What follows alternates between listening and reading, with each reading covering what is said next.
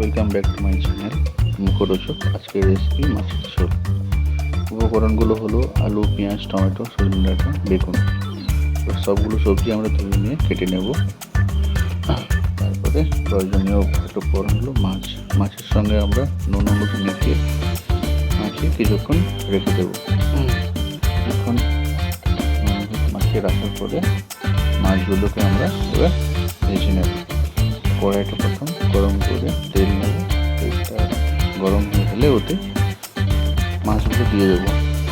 মাছগুলো দিয়ে দেওয়ার পরে মাছগুলো একটু গরম হলে তারপরে উল্টো পাল্টা করে ভেজে নেব, চারদিকে যাতে মাছটা ভাজা হয়ে যায়। দেখতে পাচ্ছি এখন আমরা মাছগুলো এভাবে ভেজে নিচ্ছি। প্রয়োজন মতো তোমরা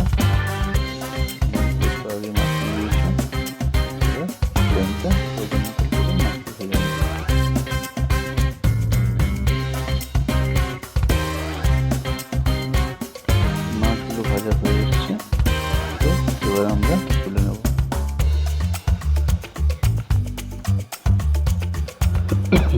মাছ তুলে নিয়েছি। এবার আমরা কড়াইতে আবার অল্প একটু তেল নিয়ে তেলটা গরম করে 5 ফোড়ন একটু দিলাম। 5 ফোড়ন দেওয়ার পরে 5 ফোড়ন একটু মরে আসবে, তখন আমরা এতে আলু, টমেটো, সজনে ডাঁটা, পেঁয়াজ সবজিগুলো কেটেছিলাম সবগুলো ভালো করে ধরে মাখিয়ে দিয়ে দিলাম। দিয়ে এবার অল্প করে মিশিয়ে নেব সবগুলোকে। প্রয়োজন মতো তোমরা এখানে লবণও দিতে পারো, পরিমাণ মতো লবণ দিতে পারো, সিদ্ধ হয়ে যাওয়ার জন্য। দেখতে পেলে আমরা লবণটাও অ্যাড করে দিয়েছি। তো আবার মিক্স করে নেবো যাতে সবজি তাড়াতাড়ি সিদ্ধ হয়ে যায়।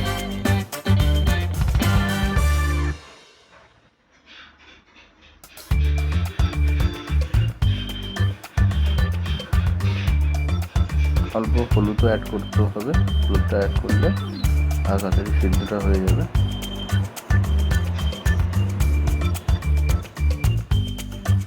ভালোভাবে মিক্স করে নিতে হবে। আমাদের মাঝে ফ্লেমটা একটু বেড়ে গেছিলো, সেই জন্য এরকম বেড়ে গেছে।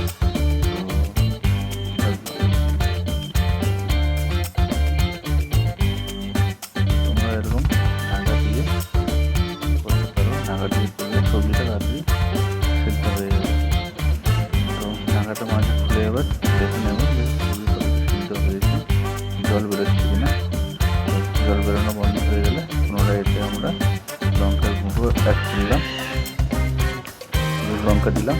লঙ্কা দেওয়ার পরে এটা ভালোভাবে একটু মিক্স করে নেব।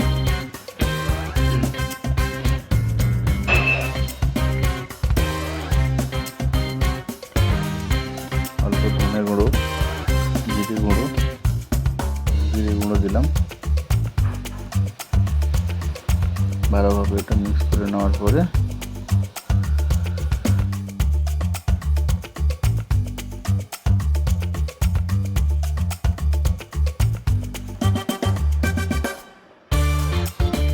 তোমরা অবশ্যই মশলা করার সময় ফ্লেমটা কম রাখবে, তাহলে মশলাগুলো নিচে চলে যাবে। দেখতে পাচ্ছি আমরা বেগুনগুলো তুলে নিচ্ছি, যেহেতু বেগুনগুলো বেশি সিদ্ধ হয়ে গেছে। এরপরে দিলে আবার গলিয়ে বাকি সবজিগুলোর সঙ্গে মশলাটা কন্ট্রোল করলাম। জল দিয়ে সবজিগুলো ভালো করে মশলাটা ভালো করে মিক্স হয়ে যাবে। এবার এবার এখন প্রয়োজন মতো একটু হলুদ তোমরা দিতে পারো, কালার আরো